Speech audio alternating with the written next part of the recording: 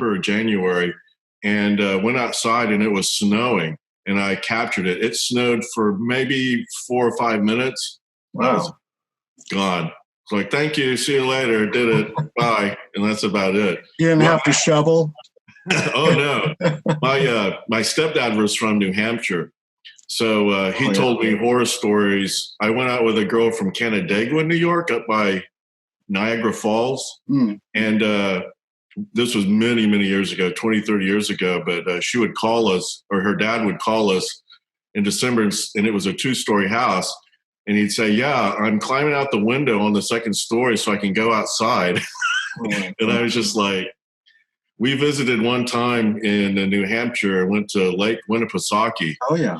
And they had a nice cabin out there.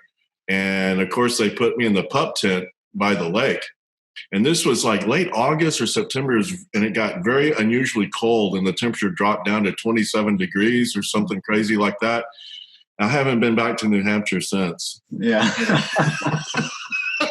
That's what I knew. I'm born in Oklahoma, but I mean, I've lived here since 73. They say, you know how you find Texas if you're coming from where you guys are on the East Coast? Yeah. Well, you head west all the way until you start smelling like the cow manure. That's when you know you're in Oklahoma. Then you take a left. And when you step in the cow manure, that's when you know you're in Texas. So I got here as soon as I could. Well, better now. I'm probably going to go up to New Hampshire in November. It's going to be chilly, but one of the guests I've interviewed, her name's Maria Wheatley, and she's into the Earth grid and the divining rods. You know. Oh, sure, yeah. So, yeah, she's very interesting, and she's coming. She's from London, but she's coming in November to visit. They're doing some kind of little show at the, it's called America's Stonehenge. Oh, wow. Yeah, it's this old site up in New Hampshire. And really, it's like, I think it's old, might be older than Stonehenge. I mean, it's really old. There's they built a replica. There's a place in Texas called Midland, Odessa. And there's a TV show that's been on about football called Friday Night Lights. Oh, and it's about the 2 high school teams out there. So I watched a show the other day, and someone built a replica of Stonehenge in Midland. Wow. Who would have thought? It's not as big. But you can walk around in it. It's, you know, people size. It's not giant English, whatever they were size. Yeah. But, you know, it's something. That's pretty good for Texas, you know? Yeah. You know, I think of Texas, I think of John Wayne and, you know, the Alamo and stuff. You know? Think about all of those. There's been a lot of presidents from Texas, you know, and there's been a lot of vice presidents from Texas of all places. Oh, yeah. And then, you know, now we have a bunch of different characters and everything, but there's a lot of history down here, and it's actually kind of older than what they thought. They recently discovered down along the coast around Padre, around Mexico, there was this place that was kind of buried and kind of flooded, and the waters finally receded. And they went and they looked, and it was actually kind of like a cliff. And inside there's a cliff drawing, and it has paintings of these shamans with their hands up, and they're huge. They're like, you know, 15 feet tall, but they're down like 20 feet from the top of the canyon. So you would have had to hang off the canyon and paint or levitate. There's a little gnat flying around. He wants to be in the show.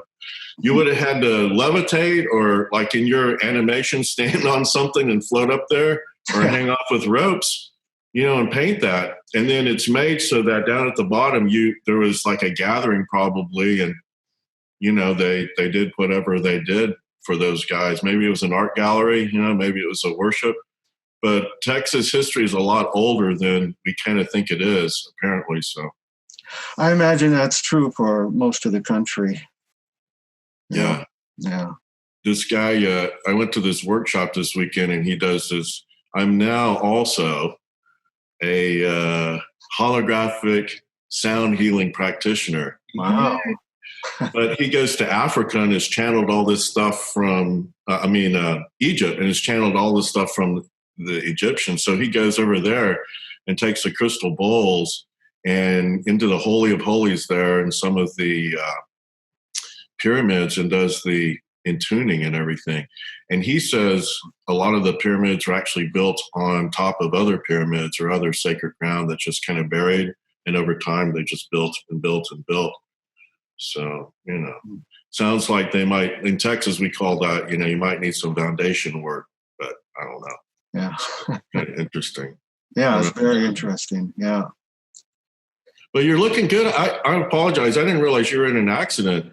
I kind of watched stuff and read stuff, but I've been so busy. Sometimes it's hard to remember, but you seem like you're doing okay and everything. And yeah, I was a wreck a few months ago, but I went to the chiropractor. They had a new guy, and he told me he practices an older style that is going out of phase. He's only one of 4 practitioners in the greater Boston area that he knows of.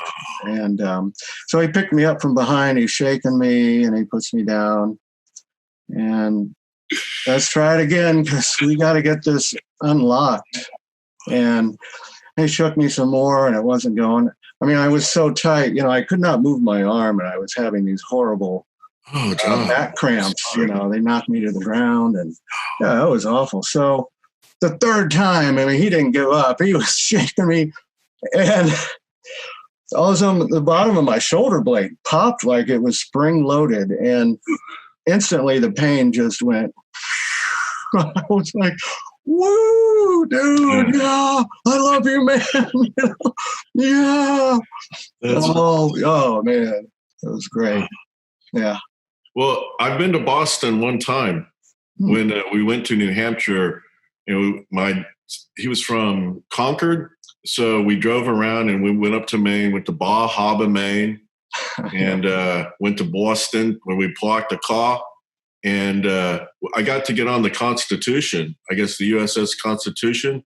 Yeah. And that was fascinating. And did you get any kind of readings when you were on there? Did you notice like, oh gosh, there's a ghost or whatever? Well, see, that's the thing. Like we'll talk and everything with, when I was a kid, I grew up in my mother was Assembly of God, which is a Pentecostal religion, and it's all about speaking in tongues. And, that's how you've received, you have to accept Jesus into your life. Speaking in tongues is the second thing. You have to be baptized. It just didn't work for me. I would try to speak in tongues and all these people would be around me, laying their hands on me and everything. And I just wasn't feeling anything. So I would just say, they'd be like, Kevin, you got it. And I was like, oh, okay. Yeah. When the baptism, I didn't swim. I was afraid of water. So I went in and they dunked me and I flipped around and almost knocked the reverend over and came out of the water. So I never did see things. I never did feel energy, except a couple of episodes when, I felt visited one time and I felt like someone was over me and I couldn't move. That was it. But I never did feel spirits or anything until I kind of went through a little bit of a spiritual awakening I think it's been about 10 or 12 years ago. And that's when stuff started happening. And I started like seeing things and kind of becoming psychic. I think everyone is kind of psychic when you're open to it. Yeah. But so when I was up there as a kid, I didn't, unless, they might have been there. They could have been with me, John. They could have been. I just didn't know it. Well, there have been situations in my life when I think now looking back, I think that someone was definitely looking out for me. But, like you and your accident, could have gone the other way. You never know. I'm not a superstition person and I don't like subscribing to that. So I have to experience it and kind of feel it or else. And I did. And I never did in churches until just the past 10 years. So. Wow. This is all good stuff. I should have already done the introduction. So, well, thanks, John. Oh, we'll see you later. That's the show. Yeah, let's do the intro so we can get into this. And I'll, as you probably saw in one of my shows, I'll be introducing you as I'm floating around on the levitation device or whatever. And then I'll say, so without further ado, let's welcome Kevin to the show. How are you doing today, Kevin? John, I'm doing great. It's a pleasure and honor to be here with you. Thank you for the invitation. And I'm just really looking forward to just sharing with you. This is awesome. Great. Now, we were just talking about you had traveled to the Boston area some years ago, and you visited old Ironsides. And did you visit any historical sites besides that? Let's see. We were in Boston, went to the Constitution, and we were coming from New Hampshire. So we went to see the Old Man in the Mountain. Oh, yeah. Which fell down. Did you hear that? Yeah, he kind of fell off. Well, I mean, you get old and you're up that high and you're teetering around, you're bound to kind of fall off the side every now and then, I guess. But we went up there, and what's the mountain, one of the tallest mountains in the country? It's a White Mountain. Yeah, we took the train ride up there. So that was fascinating. Nice. And then went up to Bar Harbor, Maine, and saw the coast and had some lobster. I'd never had lobster before. Oh. So to me, that was historic, you know. Yeah, the coast is a pretty area out this way, definitely. Well, you have coast down there in Texas, right? Yes, we do have a coast, the third coast, the Gulf Coast, down by Padre and Corpus Christi. Lots of shrimp and boats and stuff. And I guess you have to go that way if you're headed to certain parts of Central America. It's really nice, very sandy. It's awesome. They're probably having a great day down there today. It might be in the 70s already. So, yeah, it's awesome. But not like you guys, not like the Plymouth Rock and all of that. Oh, yeah, Plymouth Rock, yeah. Mm-hmm. Plymouth Rock, yeah. I do enjoy the history around here. And sometimes when you live in a place, because I'm from Indiana and I moved here like 35 years ago. Oh, wow. Yeah, so I found a lot of people, when you live here, you take some of these things for granted. But I like George Washington's home during the Revolutionary War, for example, is a really cool place. And then I was up on Harvard at Cambridge Square, and it's right in Harvard Yard there. And they have this little monument to Washington. He gathered the Continental Army on this common in Cambridge there. And so they have a statue of him on his horse, and then they have some of these plaques around him. And one of them is from General Kosciuszko. And I'm from Warsaw, Indiana, and Warsaw was named after General Kosciuszko because that's where he retired to after the war. Oh, wow. Washington sent him a letter to Poland and say, would you come help me fight the British? And Kosciuszko did. And so I kind of had, that was another little connection I have to this area. And so the history is really neat around here. Well, my wife, her dad comes from Indiana. And we were just up there, and she just had her birthday. Her grandmother is up there living still, and they're family farmers. And they came, I forgot where they came from, but they've been up there for a long time. But she's 93 years old now. Wow. And, doing really, really, really well. And I enjoyed being up there. I'm originally from Oklahoma, so I like the fields and everything. Mm. As far as the East Coast goes, I tell you, I went up there. I lived outside of Washington for a while and hung out in Pennsylvania for a little bit. My ancestry is that one part goes off to the Vikings and one part goes off to Constantine and Constantinople, so we met each other during wars and things, I guess, and they were, my last name is Forseman. Their name was Foreman, Foreman. And in the 1700s, Robert Forseman and his wife, and I think like about 10 kids, boarded a ship and came to the United States. And they came through New York and went to Philadelphia or Pennsylvania to Lancaster, I believe. And they always built a place where there was water. So one was a miller, one was a blacksmith, and the third guy, the odd one in the couple, was always a minister. It was always a preacher. So they came here for religious freedom and all of that. And one of them ended up fighting in the Revolutionary War. And he's still, they have a badge and everything up there. So when I drove up to Pennsylvania, there was a gentleman here in Dallas that made a thing. His name was Jim Harmon. And he created this mechanism called the Trinity Table. There's only maybe 10 or 15 of them left in the world now. But he had devised this way to help heal addiction, trauma, general healing.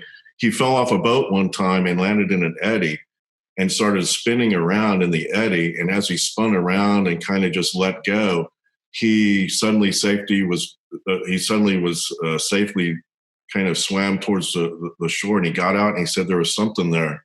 So he built this table which would rotate around. And if you needed energy, you rotate it in one direction, and the energy comes down and into your body. If you rotate it the other way, you tend to ascend and the physical goes up to the spiritual, and you can, travel out or do whatever, see visions, meet your ascended masters and everything. So I never did believe any of that or anything until I wrote on the table. It was phenomenal. So he had me deliver one to a person that bought one in Philadelphia. And I drove with this thing behind me in a trailer. And it was one of the trippiest things I've ever done in my life because it had so much energy. I remember driving up there and pulling into a roadside stop and parking someplace. And I had this feeling that I needed to move the car. I needed to move it over 2 parking spaces. And I just thought that was crazy, but something just said, Kevin, just do it now.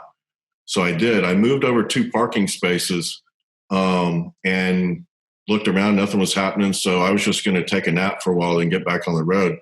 In about 15 minutes, there was a siren and a police chase, and a car ended up coming through there and rammed right into that parking space and hit the curb and wrecked, and the police car right behind it.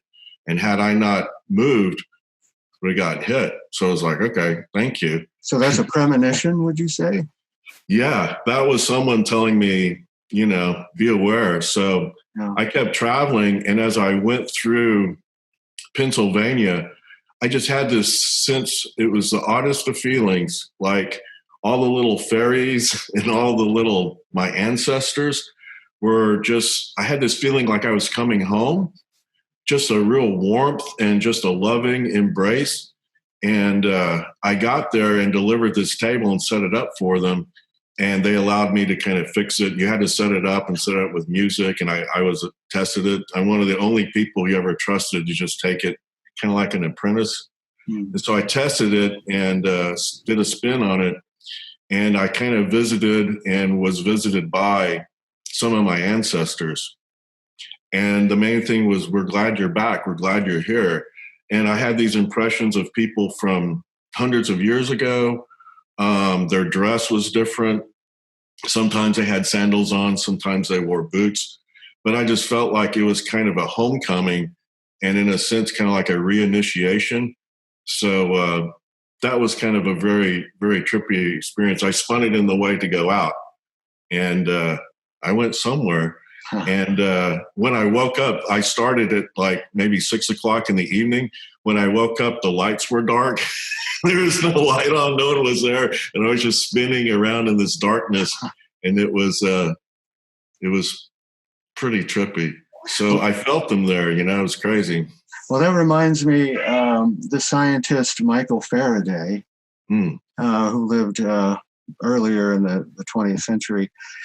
His experiment draws energy from the ether or thin air, and it's inducing a current in a copper wire, and it's just you spin a disc, and the disc creates a torsion field, and it draws electricity from, I don't know if it's like another universe or something like that, but it's drawing it out of thin air, literally.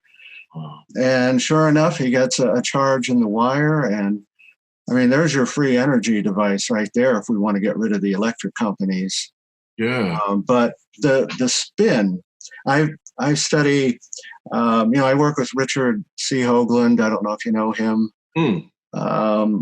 And yeah, it's we both researched the torsion field because the spin, the sun and the planets, and they're spinning as they're spinning around the galaxy, as the galaxy's spinning and all this. So there's all these waves of these spin fields going on, and they affect us in different ways, right down to, humans on the planet, the very small scale kind of thing. So when you said your device was spinning, my ears pricked up. And well, I'll tell you, so it spins like this, but the way it was made, and without giving it all away, because I hope to bring it back soon, as it's spinning, it also tilts like this, like a cradle. It's a wobble. So you have the sine wave as you're spinning. And before Jim passed, before I took this trip, I was there loading it up, and he said, "Oh, hey, wait, Kevin, hang on. There's something wrong." And he saw oil leaking. He used a hydraulic tube and a little remote thing before we had remotes to control stuff. And he had a really fine hydraulic motor. This guy was an engineer. He was in aeronautics. He developed planes and stuff. So he really knew what he was doing. And he said, "That's really crazy. I've never had a motor break down. I've never had anything break." And I said, "Well, it's leaking. I can't put that in the U-Haul." He's like, "Okay." So he went to get another motor and rode with them. Later on, we realized that it had broken because we needed to talk and we needed to share, and I needed to spend a day with him because I would never spend any time with him ever again. He passed very recently after that. And so we talked about stuff, and he talked about the creation of it. And I said, "Jim, what is this machine?" And he said, "If you've ever heard of the books of Cryon, he talks about in the future going to these places where there are these energy priests. And you go up into the room, and when you need revitalization, you go into one of these chambers and you get on one of these tables, and as it's spinning around, they do their energy work and you're revitalized." I was like, wow. And I said, so I told him, I've been out to places, I've seen the eye, I've tripped out, no weed, no acid, no nothing, just me, maybe a little caffeine, that's about it. But I've seen things. And he just looked at me, like he would never give me the answer. He was just like, "So what does that tell you?" And it hit me. I was like, "So this is a time machine?" And he's like, "Yeah." He said, "Really, the concept of going back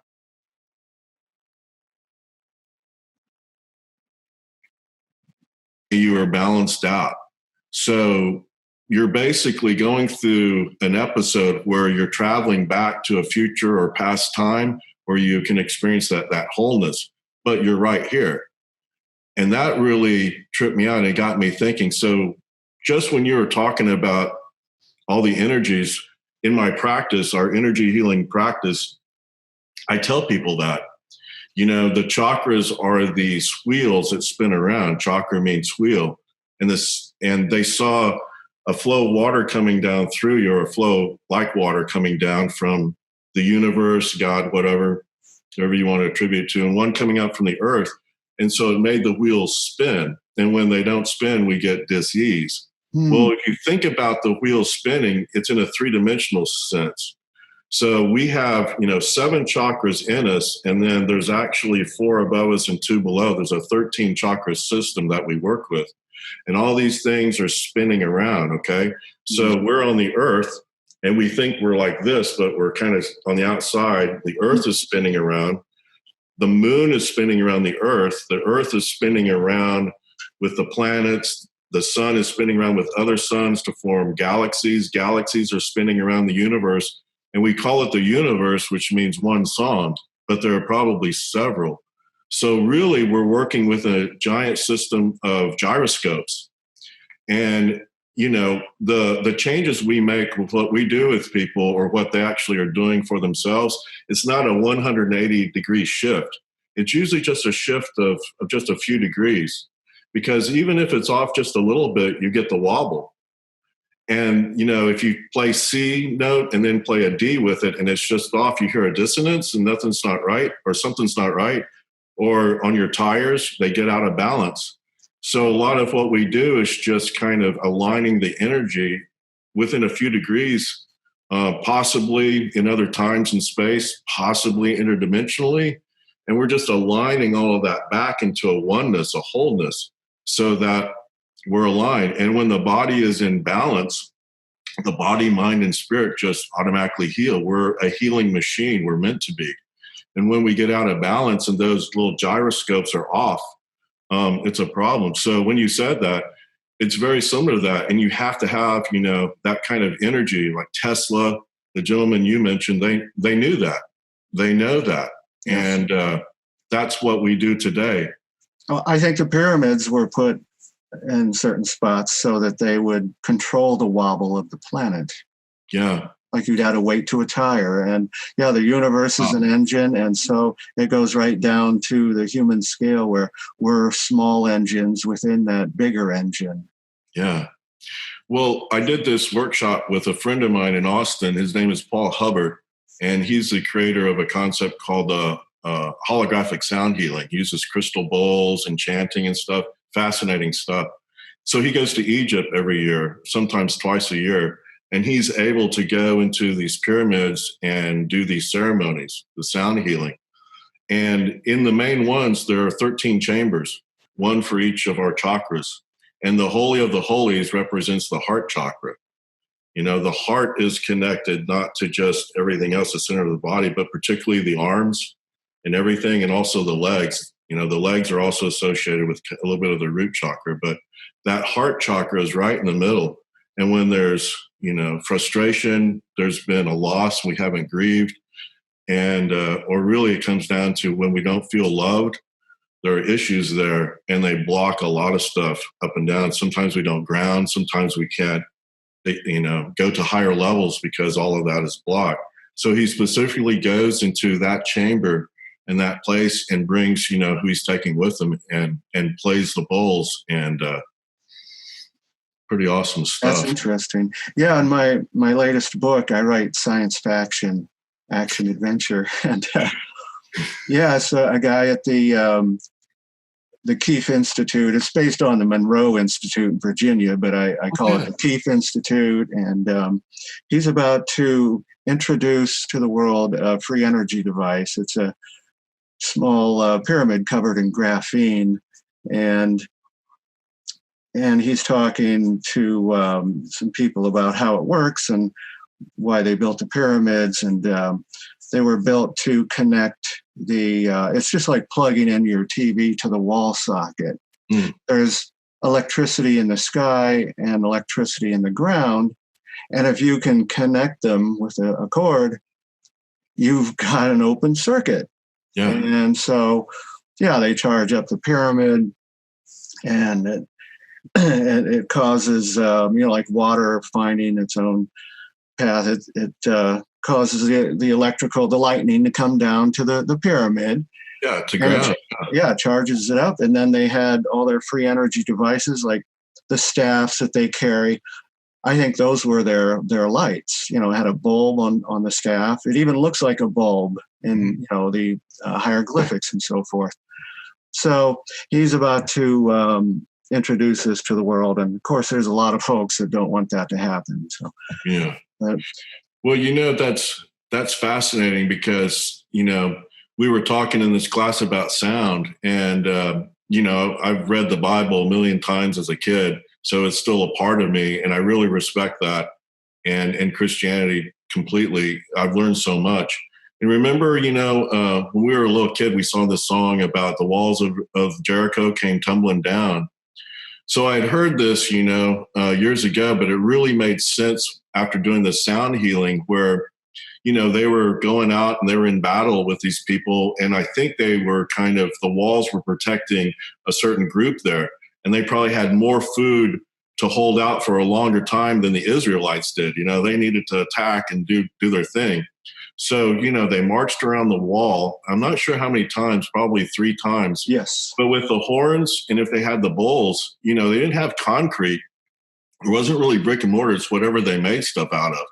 And so with the sound, when you start out with a pure tone, just and you have that dissonance to it. I mean, as I'm saying it, I could hear horns and things, playing, and one tone staying the way it is, the other one rising to be dissonant with it. And just everything, it's not necessarily loud. It's the frequency. Just like you can have a sympathetic vibration of tuning forks, you can also have a dissonance. And if it's not sympathetic, it's like all kinds of chaos. Jazz is like that. It usually starts with a dissonant tone and then it resolves into a harmonious one. So I think they went walking around.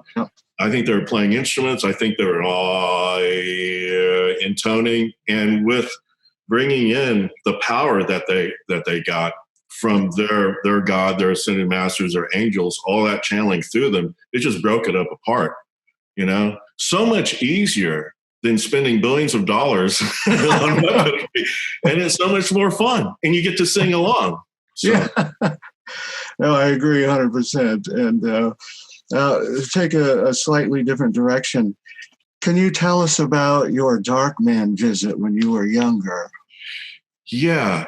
So I was born in Oklahoma born in a little town called Blackwell, and we lived in a city called Ponca City. It was a beautiful little town. It was a little oasis, and that's where I grew up till I was in 7th grade. So one of my earliest memories was going to sleep one night, and my mom worked nights. She would usually be gone. She was a telephone operator, so to get more money, she worked overtime. My grandmother took care of me. Well, once Hee Haw was off TV, she was, so I stayed up, watched TV and stuff. And one night I remember being very, very tired, which was kind of unusual, falling asleep and going to bed, turning off the TV. My grandmother was in bed. My mom was at home. Very quiet outside, just very nice evening to sleep. So I remember going to sleep and something woke me up. It wasn't a sound. It wasn't a disturbance. It was just a feeling. And I couldn't move. I felt like I was not really tied up or anything, just I couldn't move any of my body. And it made me for a moment kind of freak out and, hold my breath. And something in my mind just said, breathe in, breathe out, just be here. And as I was laying there, I just felt this presence, and I looked and I could see someone there kind of leaning over me with me, but it appeared to me as like someone, what I would say from the 40s. Like when you see these old movies and the news people men, and they have the hat and they have the collared shirt and a cloak or a coat, and just darkness, couldn't see the person's face. I feel like now, looking back on that, that's how I needed to perceive that. And that in my little brain was a way of perceiving it in a way I could understand it or see it for the consciousness I had at that time. But I felt like something was leaning over me, and it kind of freaked me out. But at the same time, I didn't feel like I was in danger. It was just an odd feeling. And so I just sat there. I didn't feel like anything was necessarily happening to me. I didn't feel like I was being probed. I feel like something was just with me for a while. And I felt like it was just being with my energy. Maybe I was being downloaded with something. Maybe they were just checking with me. Maybe this wasn't the first time or the last time, but I experienced that. And after that, I would have these dreams where I usually don't remember my dreams. I'm not a person, even when I try to write them down. And maybe that's the reality. This is the dream. I don't know. But I usually don't remember stuff. But right around that time, around that evening, I remember waking up and feeling that, but having this sense of a dream-like experience where I was in my backyard and looking up. We had an alleyway right behind our backyard, and looking up and seeing these UFOs come down. And they had a red color to them, or these flashing lights. I think this is pretty much before I even knew what a UFO was or even heard of it, because I was real young, 4 or 5 years old, maybe a little older, but around that time. And I just perceived these things just floating and just looking at me. And me just sitting there just going, wow, those are like flying saucers heard about or something. And all of a sudden, they just started to leave and go away. And I had this sense of like I was being left behind, like I was being abandoned from them, you know? And I started running in my dream towards them. I'm like, hey, wait. I was trying to follow them. It always reminds me of The Wizard of Oz, where Dorothy is like, don't leave me behind. You know what's happening, you know, in Kansas, and everything's kind of not in color, black and white, except these blinking lights. And they just went on and on and on. And all of a sudden, very quickly, just took off. And I just stopped running, was standing there in the field, you know, and the field didn't look like the field that I know. The barley and the wheat was there, like northern Oklahoma kind of is. But the night was different. The stars looked different. It was a different black. Something was happening. And I felt like I had been left there, like my family had dropped me off to just grow up and do whatever it was I was going to do. And I've never really had those dreams since or anything. So that was kind of like a very interesting experience.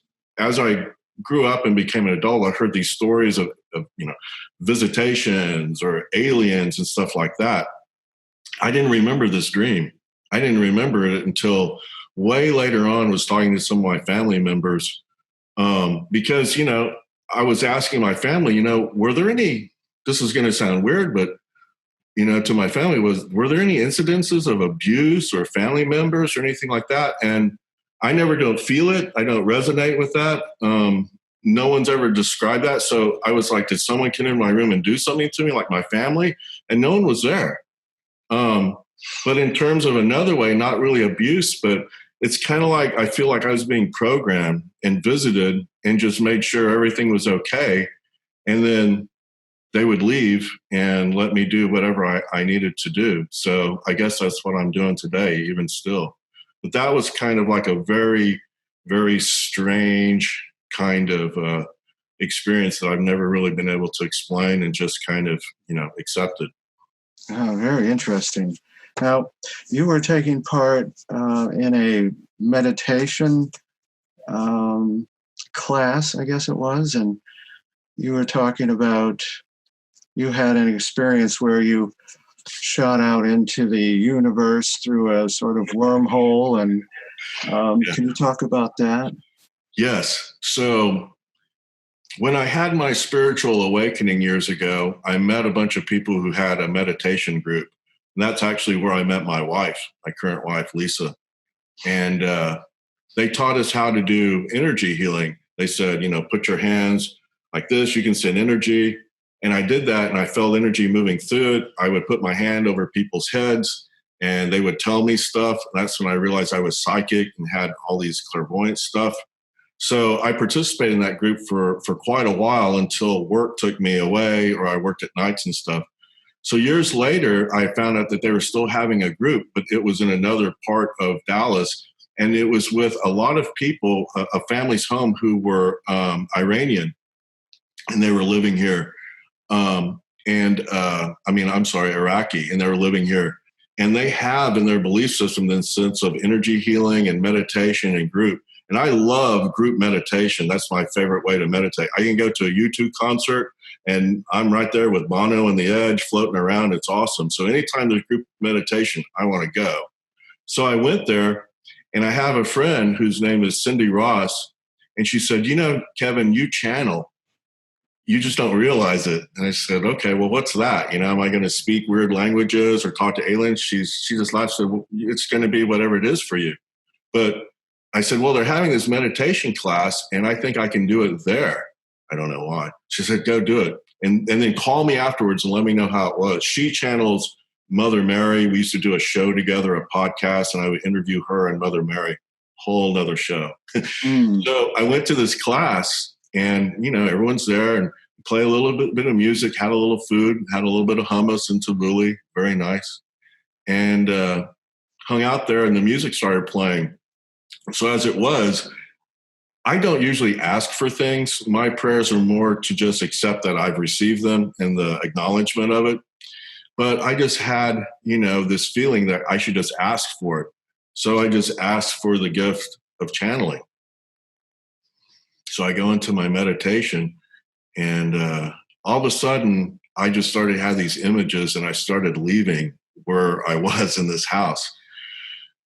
And I felt myself kind of traveling through, if you watch Star Trek or, hyperspace and Star Wars or some other science fiction stuff, or science fact, as you call it, you just see this, you're tumbling and you're moving through this wormhole thing that's moving. Kind of reminded me of the movie Contact when she goes through that. And as that was happening, I started hearing this name in my head. These words started forming, and my mouth started opening. And I heard myself saying, Orion, Orion. And I said, Ryan? Is there a Ryan here? Was Ryan supposed to be at the meditation group? And I was like, no, Orion. And I said it out loud, quietly, not to disturb anyone. And as soon as I said that, I experienced what I can only call as like an interdimensional homecoming. I felt as though I was landing on this planet, and I was coming back home after a long, long journey. And I got out of this ship and walked down the deal, and I was me, but I saw all these creatures, all these, what we would call aliens. There were these kind of bluish, translucent colored things like you see, or how I perceive them. And it wasn't just like a few of them. It was tens, and then 20s, and then hundreds. And then as far as I could see, all these people were rushing towards me like it was a parade or event, and just placing their hands on me and loving me and hugging me. And, they weren't speaking, but they were just saying, welcome home. We've missed you so much. This is your family. And I felt like there was a group that was what we would call in this reality on the earth, my family, my wife, my children. And they had missed me. And they were just like, you've done amazing work. You've done it. You've accomplished the goal. And now it's time to come home. And in my life, I had moments of feeling abandoned and not loved. Everyone does, but being accepted has been really hard. And not feeling connected to people has been difficult until these past 10 years. And I've gone to Thanksgiving meetings and never had that feeling of being home and being welcome. Nothing against my family. It's just, this was so powerful, and it resonated in my heart and my mind. And so it kind of freaked me out, but I just let go and just started hugging back. And just, when a child just comes and takes your hand, or you come home and your dog comes up and just is so happy to see you, and you kind of experience unconditional love. It's the only way I can describe it. The only way I can describe it. And then as soon as that was happening, it was back in the wormhole. And I came to, and the meditation was over, and I was just sitting there just just kind of freaking out. So I said, I got to go. I got to leave. And so I went out to the street, got my ride, came back to a place, and was going to go do something. and I was trying to get out and walk around, and the gravity field felt different. It felt alien to me to be in Dallas again, where I've been so long. And a homeless woman happened to be walking by this place I was at. She walked by and she looked at me, and then she came up to me and got right in front of me and she said, "Your eyes are glowing." And I said, "Okay." "Hey, do you have $1?" No. So I kind of was coming to and getting present. I called Cindy, and she's like, "Hello." And I just started laughing, just woo. And I felt just joyous, but just kind of alienated, but happy, but just like I didn't want to come back. And she said, "What happened to you?" I said, "I asked the channel, and I think I did. I'm a star child from Orion, Cindy." And she said, "Where are you at?" I said, "Just sitting here trying to figure out what to do. I don't think I can drive my car. Homeless people are telling me my eyes are glowing." So she's like, "Okay, go to a restaurant. Is there anywhere close?" I'm like, "Yeah." She's like, "Go eat some food, drink water, ground yourself. You're not grounded. You're not fully back yet. You need to ground." And so I did. I had a burger, the most delicious, amazing piece of beef I ever had. And it was probably like from Whataburger or something, or Burger King. But it was just like the whole sensations back on this planet were different. And everything was a little brighter. My eyes kind of calmed down. I went to the restroom to look at my eyes, and they just slowly stopped glowing. And when that went away, I was here again.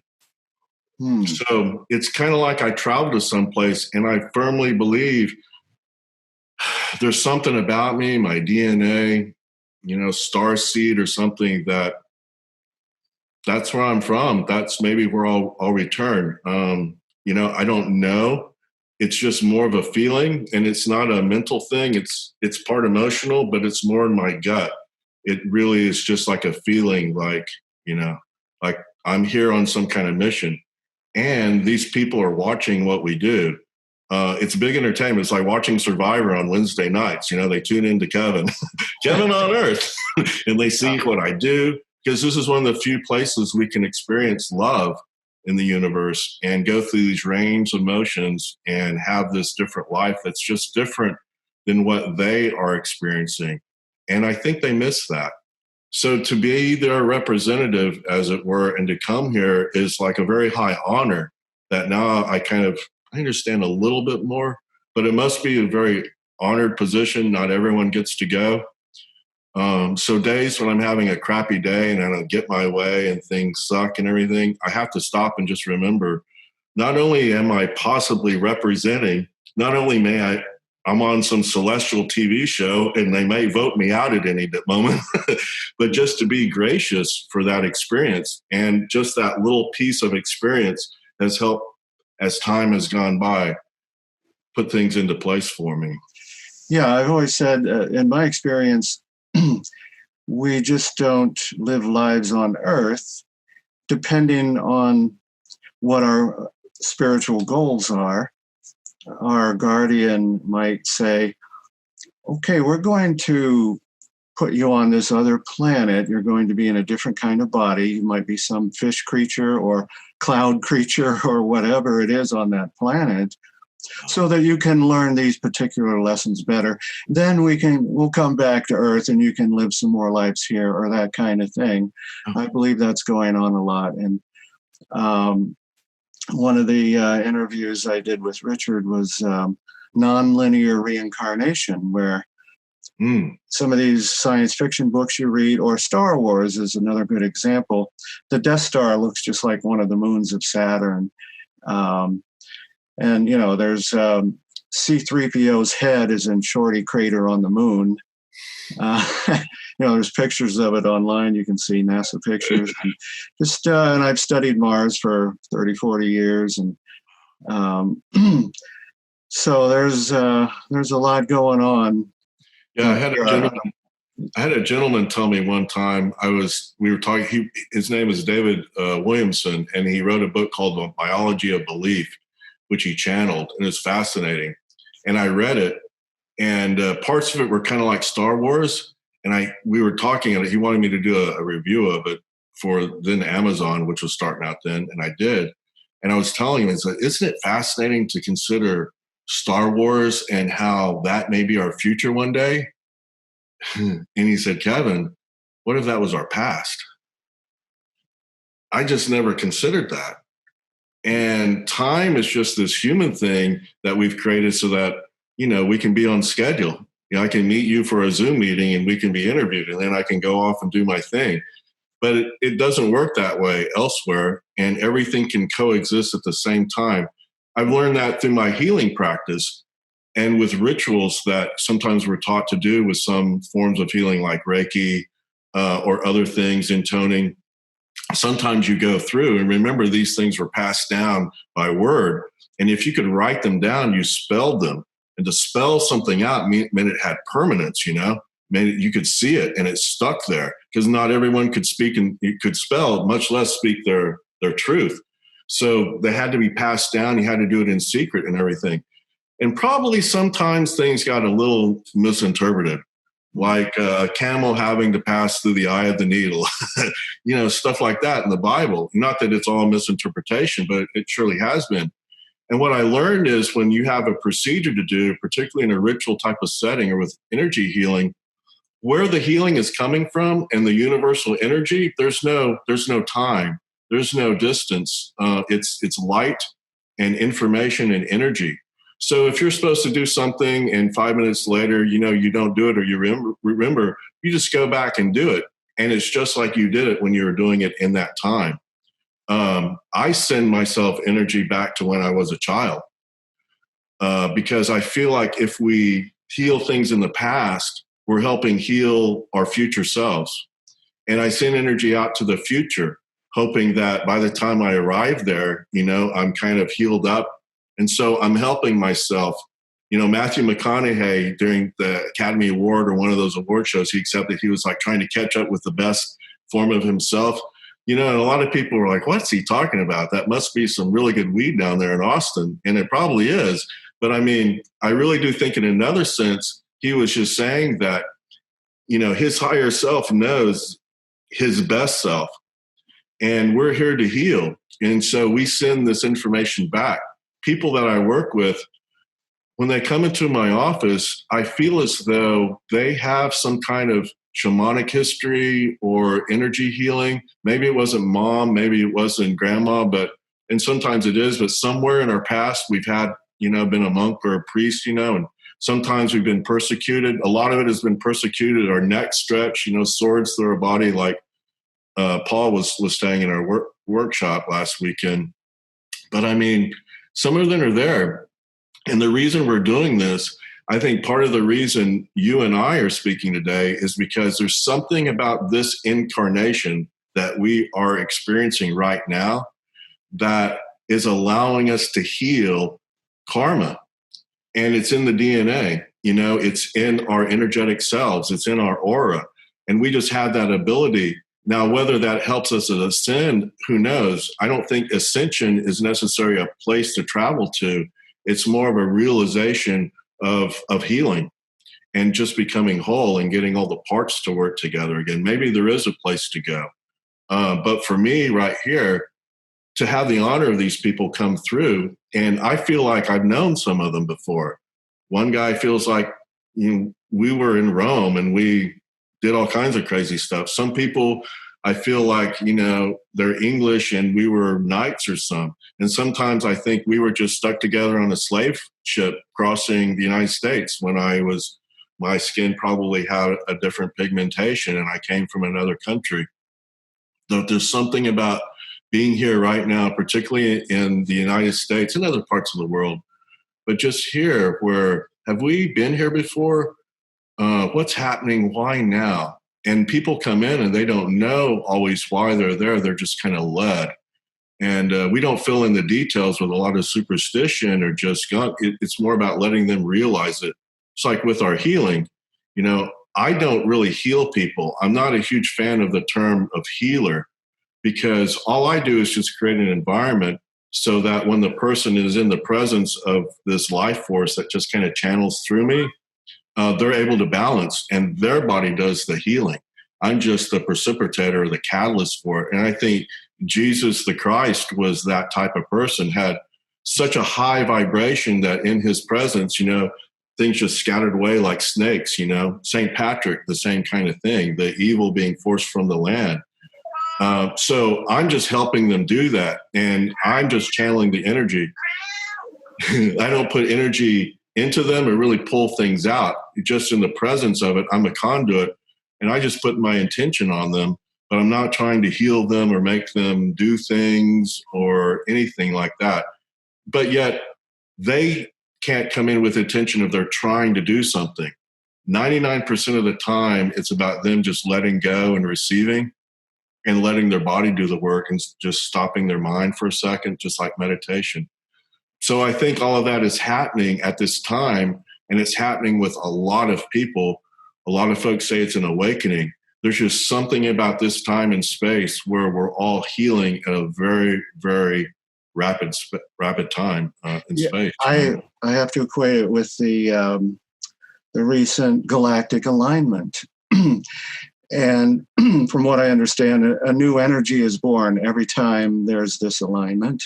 Oh. And depending how the people on whatever particular planet it is, so in our solar system, of course, it's Earth, and depending how the people use that energy will determine the course of the planet for a long time. And as far as the last galactic alignment, 2012, December 21st of 2012. Okay, right, yeah, the whole Mayan calendar. Mayan calendar, yeah. So, and of course, that resonates for probably decades after it actually happened. It just didn't happen in a moment, and it's going on now, that resonance of that alignment. And we're, humans are, the political world we're in now and so forth. And so I think these are all ramifications of the alignment. And as far as helping yourself in the past or future, that's very interesting, because I found that my modality has been, I'm kind of an out-of-body Superman. And yes, you are. So, because I started going out when I was 6, and then when I was 7, this cartoon came on Saturday morning, The New Adventures of Superman. It was a Filmation cartoon. And Bud Collyer was the voice of Superman, and Clark Kent, and what great cartoons those were. But when I saw Superman and Superboy flying, I'm like, oh my God, that is me. And I could relate to that character, because I couldn't talk to anybody about the OBEs or anything. I just got a lot of strange looks. So, no. But that night, I went out of body and just naturally took the form of, instead of, I was a tiny kid, real skinny little kid. And, now I'm built like that character on the cartoon with the cape and the leotards. And off I go. So, because you look great on you. I'm in my Clark Kent persona right now. So, but I get these emergency beacons, or I call them. It's like a beeper. There's this beeping warning, and I follow it, and there's somebody in need. So, the first time travel experience I had was, I didn't know what it was at the time, but I was getting a call from a past version of me. So I go out of body, I get the alarm, I follow it, and I shoot over to it's England. I'm up I'm pretty high in the sky looking down on England, and I'm a little kid. I don't know even where the world is a big place, and I don't even know where these places are yet. A lot of these places I went to when I was young, but it was the southern coast of England. So I shoot down, and I see there's a pirate ship on the coast, and on the deck is this ruckus going on.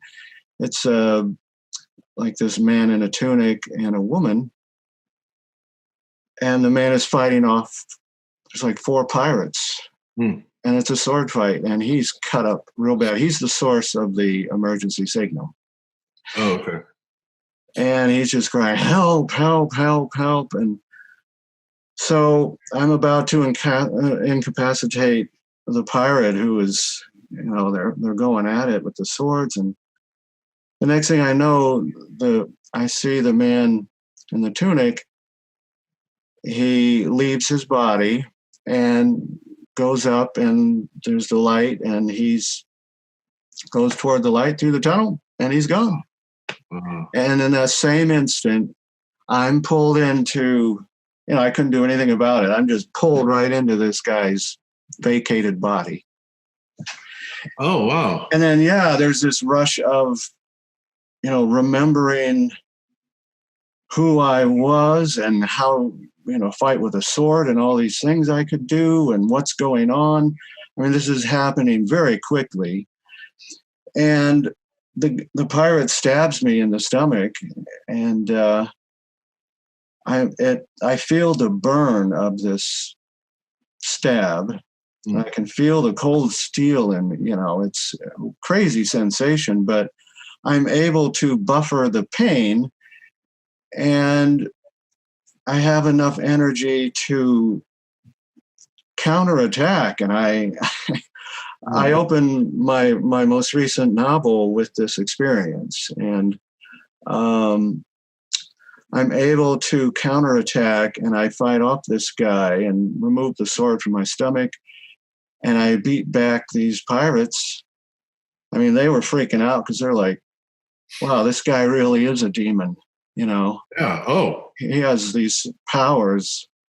And so I say to the woman, I have like this Saxon accent. I'm like, go. And we run down the plank onto the shore, and we're walking up this sloped pathway on the coastline there. And I look back at the ship to make sure there's no sign of, they're coming after us. Yes. I beat him back pretty bad, so I wasn't surprised. But once I was satisfied she was going to make it safely to the village, yes, which was my mission. We crossed oceans to get her here, and she has to get to this village. She's a woman of some major importance. I'm not sure who she was, but she's an important figure. And once I realized she was going to make it, I lifted out of the guy's body. My mission is done. So I lift out of his body, and, his body just hit the dirt like a stampeded monkey. And then I had this leisurely flight over the ocean back home to mitigate the violence that just happened. It was a very calm, peaceful return.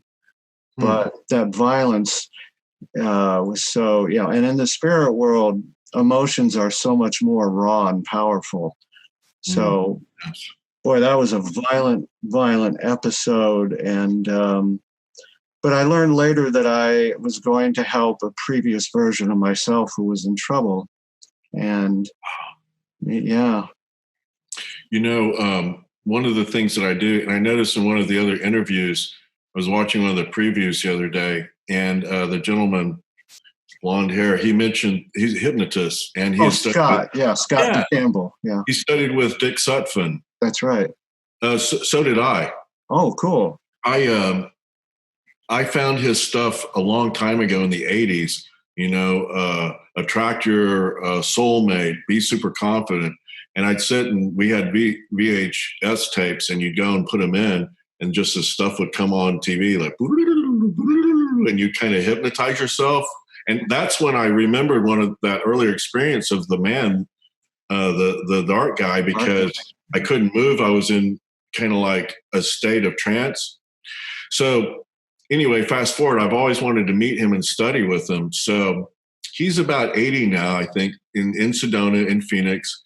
And I contacted him because I was looking for his stuff to see if it had been digitized. And I found out he was still there. I married, Lisa and I were going to Sedona. So I thought, well, how cool to go and study hypnosis with this guy. He has a seminar that you do, and then it's a self-study thing. So we bought tickets and went. So we went there. I don't know if Dick will like me telling this, but What year was this? This was about 3 years ago, 2 or 3 years ago, recently. It took me that long, but I'm a late bloomer. So we went there and showed up at this hotel where they had this event that was going to be. And we walked in and there was no one there. There was Dick, and I met him, Dick Sutphin, that's the guy, and his wife, just beautiful lady. And no one else showed up except the girl who was just a previous client when they were in Malibu, and she kind of hung out for a while, was in and out. So he went ahead and did the seminar with Lisa and I, and we just got the whole weekend with us and Dick Sutphin. Wow. Yeah, talk about God clearing the room for you. Good Lord, that is crazy. I'm a manifester, my friend. So I learned from him, and then I use his hypnosis technique. It's regressive, and my sense of hypnosis is with the energy healing. So one of the things that I do that I learned from him was both past life regression as well as spirit-to-spirit contact. And one of the things we do, sometimes people will come in, and they don't know why they have this energy, bad energy. They don't know why they have this trauma that keeps occurring over and over again, every 5 years and all this stuff. And once they're healed, I believe, like what we do for them is healing. It's done. The realization may take a while, but I mean, it's there. So sometimes if it persists, if they've been unhealthy for several years, maybe it takes a little bit for the belief system to change so that they receive the healing. That's okay. It's on their timetable. But sometimes there's something else happening. So I suggest we do a hypnosis session. And that involves going back and experiencing some of their past lives and seeing, is there a dominant life that they've lived before that is affecting them really heavily now? With the spirit to contact, we go back and we try to see who our spirit guides were and who's there to help. And sometimes in that help, they want to go back to a certain situation with my client and myself right then, experience the trauma and release it. You have to be careful. I'm not a psychiatrist. I'm not a medical doctor. So I don't diagnose things. I don't, give out drugs. Some of the stuff may say like, I know where the kidney is, or, but it's not, it may sound like psychological mumbo jumbo, it's not that. It's tied into all of that. So it's a safe and healing space. The client has to work with me before and done energy healing, so I know what's happening. But we'll go and we'll do that. And after I met with Dick, it was just amazing to have that experience. And so I've become a hypnotist. And in doing the spirit-to-spirit contact with a gentleman last week, I was getting together my materials to do it. And something came to me, and it was a poem that I wrote about 10 years ago. And I forgot about it. And the title is Spirit to Spirit. And so when I do this therapy, it's kind of something I intone. And it goes like this. I wrote this 10 years ago and just started using it as I've started this particular type of session. It's called Spirit to Spirit, Spirit to Spirit, Mystical Direct Connect. The power is upon me. Grace is descending. Cleansed by the fire. Washed by the holy, knowing we are one, mystical direct connect, spirit to spirit. And then the session starts. And whoever needs to be in the room with us and come in and give us the information, it just begins to happen. And some of my clients experience similar things like what you're talking about, where they go back and they're out of body, they're their higher self, and they're seeing themselves travel back to a place in time. This one gentleman, he went and saw a shaman years ago, and the shaman looked at him and said, are you dead? Which must be kind of trippy. You have died before, my friend. And that stuck with him. Well, when he was a child, he remembers going swimming with friends and all of a sudden blacking out and just remembering being in water and floating and breathing in the water and not knowing what was happening. And then his next memory is being outside of the pool on the side. And everyone's saying, are you okay? So when we came, he was led to do the spirit to spirit thing with me, that session. Not a previous client. This is very rare I would do this with someone. But we went ahead and did the session. And long story short, he had an experience where he was on a ship. I don't remember if it was a Spanish galleon or what, but he was the commander of the ship. And he was leading people from one place to another across one of the oceans. And they ran into a storm. And during the process of the storm and the waves crashing and the boat tumbling, he was knocked off the ship. And he freaked out and he got into the water and he felt so responsible. He felt so guilty for the people whose lives he was in charge of. He felt so sad that he wasn't going to complete the journey. And he didn't know what was happening. And as he was in the water coming down, he just started breathing the water and just going in.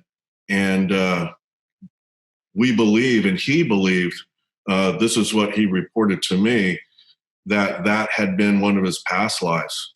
And it was causing him the grief and the misery and concern. Every so often, he'd feel caved in, drowning, the anxiety, and then the depression on the other side, and just couldn't shake it. And there the shaman, was like, are you dead?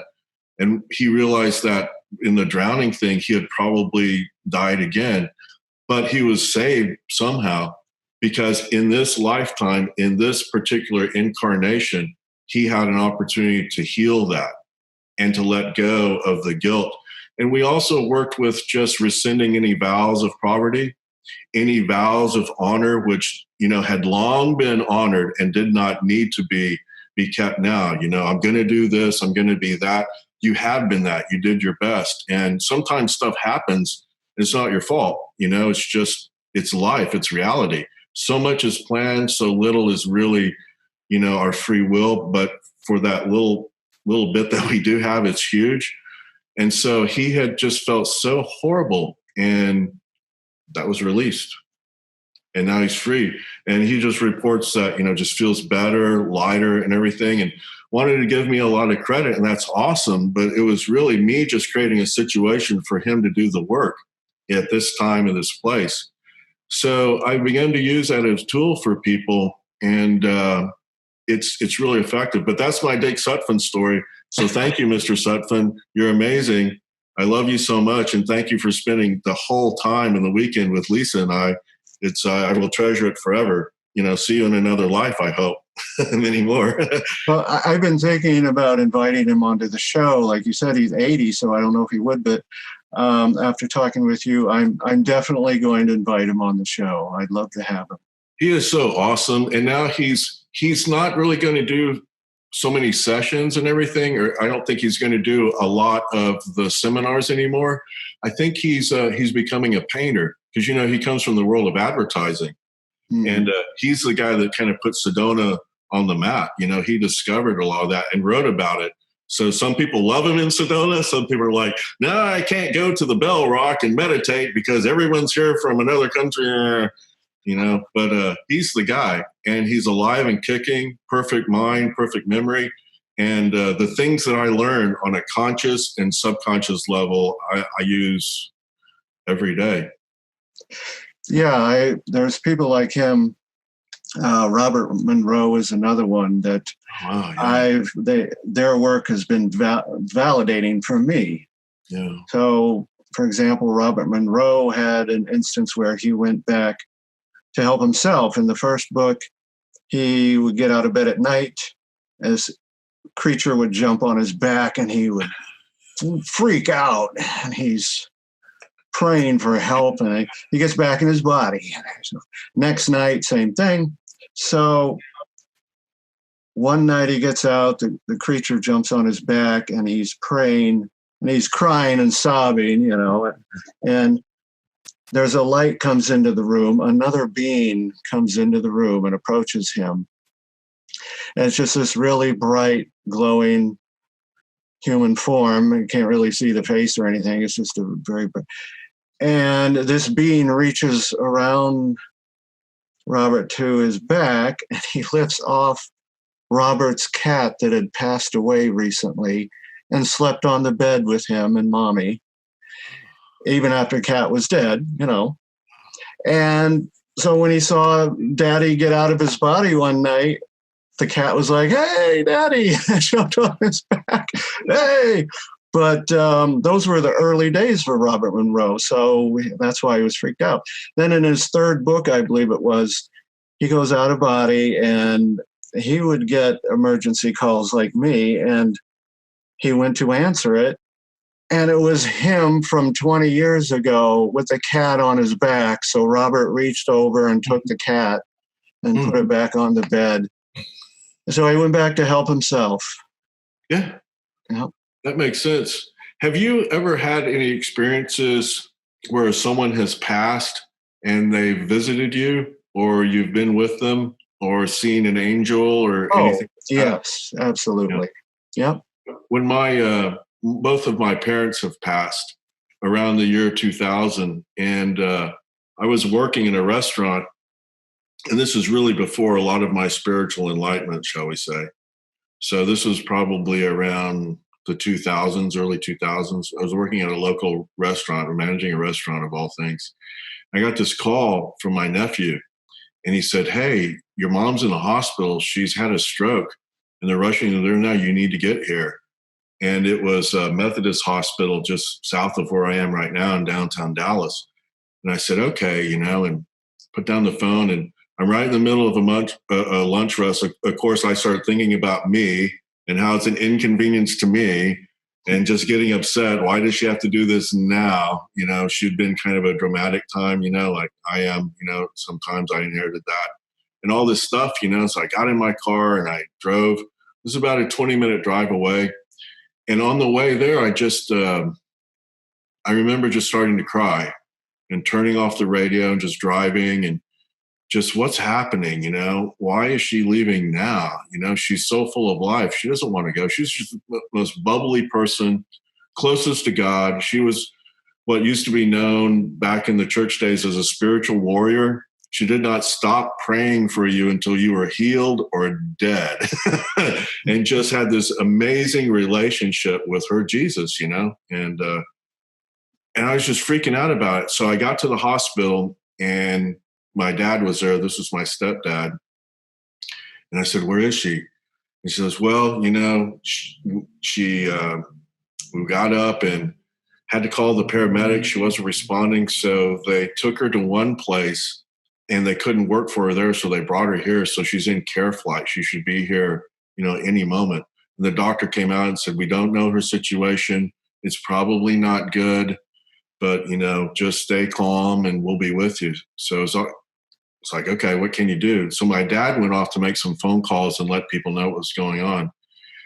And I just slumped down in a chair, and I looked across the hallway, and there was a restroom there. So I got up and I walked, and I went into the restroom in this hospital. And I walked in, intending to use the facility. And when you walk in, sometimes there's the sink and the mirror. And for some reason, I just stopped and I looked in the mirror, and I just looked at myself, and I'd never seen myself so sad and just so verklempt, And I put my hands down on the sink and just started crying again, and just tears just started coming out. And all of a sudden, during that crying, I just stopped for a second, and I have had this notion of a different space and time. I was there in the hospital, but it was different. And I felt my mom, and the whole little restroom just started glowing, and the light intensity increased. And my mom was with me, and she spoke to me, and she said, "Kevin, it's time for me to go. I've waited all this time waiting for you to become a man. And now you are. You can take care of yourself. You don't need me anymore. And just so you know, my body is severely damaged. I can't come back. If I come back, I'm going to be called what, you jokingly have referred to as a vegetable state. That's not me. That's not the way I want to be. And you know how long I've been wanting to go to heaven? Your whole life. Yeah. It's time. So I love you. You'll be okay. You're going to be taken care of. I love you. I'll see you soon," which was ironic. And she left. And the light came back. Now, I know it sounds like a movie or some kind of thing, but that was my experience. And we found out that there was a 99.9% blockage in her heart, in the ventricles or artery. Wow. And when they go and they try to break it up, they couldn't even get anything in there. So she had been without oxygen for quite a while. And the care flight, they tried to do anything, but couldn't happen. So a large part of my family is very religious in the Christian way, Pentecostal and Assembly of God, and that's awesome for them. So they believe in miracles, and they expected her recovery, as, we all should do. I just had this sense that she had passed. So we were debating what to do and all of this stuff, and the doctor was telling us, she's gone. I mean, we can keep the machinery going. We doubt that she will come back. And we went and visited her in the room, and she didn't look like my mom anymore. I didn't feel her there anymore. Her body was there, but it was bloated, couldn't remove the fluids. So the family was outside there debating, and I've always been very quiet in my family. I'm the little kid, never spoke. And everyone's talking and arguing about stuff. And I said, hey. And I said, I know you guys believe in miracles. So do I. But she's gone. Well, how do you know? Because she told me. She told you? Yeah. And I explained what had happened. And I said, we can go ahead and keep the body going and everything, but she's gone. She's not coming back. Her miracle is finally getting to go to heaven. She wants to be with Jesus. Let's let her go. And a couple of my relatives were pretty upset. They're still kind of upset to this day. And that's their thing. That's my thing. That's just our thing. But that's the way it ended up being. And we finally agreed to it. My nephew was very, very upset because he was praying for a miracle and believes in the power of God to heal. So do I. But sometimes, the answer when you ask God for, a prayer, the answer is always yes. You always get the answer. It may not be the answer you're looking for. What is healing? You may not get the healing you feel like you need, but the healing occurs. Sometimes mom brings their kids into us to work with, and the mom ends up getting the healing. The kids are great, So in this situation, we got together, we gathered around her bed. They started turning things off, and, we sang her home. And, that's the way it is. How that has helped me now in my practice is sometimes I get called to work with people who are in hospice, their family calls. And when I go to the hospital room or the hospice, I know the family wants me as a energy healer, shaman, reconnective healer, whatever you want to call me, hypnotist. They want a full recovery. They want their mom back. Yeah. And I believe in miracles. I believe miracles happen every day. I think our life should be miraculous moment to moment. Our life is a miracle. We're not waiting for it to happen. It is. But sometimes I know they're not coming back. And so out of respect, I am there to help the family deal with the grief and everything that's going to go on. And I do energy work with these people, whether it be a combination of Reiki or other things, because I'm assisting them getting ready to make the final voyage to the other side. And that's what happens a lot of times. There have been cases where people have been healed and come back, but most of the time it's that. And I understand that. And had I not had that experience with my mom, I don't think I'd understand that today. And now, my mom, we made amends. I loved her, with her. That's why she was able to leave. My dad, I didn't make amends with him on this planet. It just didn't work out. But now, since they've left, I have had communion with them on a level that we didn't have here. We've made amends to each other. Everything's clear. Everything's straight. I probably have some things I need to clear up in me that still resonates, and it's just time and healing, and there are lessons that I'm learning and becoming more open to day by day. But it's been easier to talk to them. It's been easier to communicate. And I ask them for their help because they're still helping.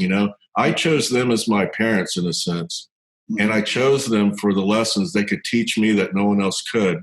And so I'm just returning the favor and respecting them and their knowledge. And that's just one of those experiences of feeling something outside of yourself. I didn't see an angel. I didn't see my mom, but I felt it all around me and within me. And that's kind of like, to me, I was in another place. It's kind of like I left my body, but I was in my body. So, yeah.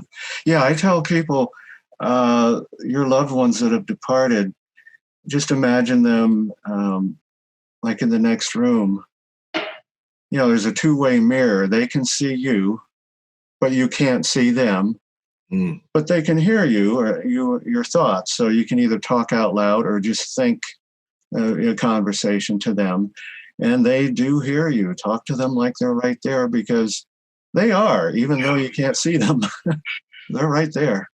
Isn't that amazing? Just the access that we have to these amazing souls still. And then the things that they did for us, now, unconditionally. The guy who invented the table, Jim, one of the things we talked about, every time he built one of these tables, Trinity tables, he felt like he channeled the right energy into the table for the person that was going to use it. Some of the tables were Mother Mary. They're very soft, very loving, compassionate, and a lot of times the leather or the foam on them would be, pink or red for the heart. Sometimes they had a very masculine energy, and sometimes they'd be green. So I said, how do you figure that out? He goes, well, the person tells me. And I said, well, you asked them in a survey? He says, no, their higher self tells me. And I said, well, what is the higher self? I mean, is it like a guardian angel, or what is it? He's like, oh, Kevin, we have guardian angels and they're with us. These are souls who spend our whole lifetime. They spend their energy and time with us our whole lifetime. They're always there for us. They're our guides. They're helping us.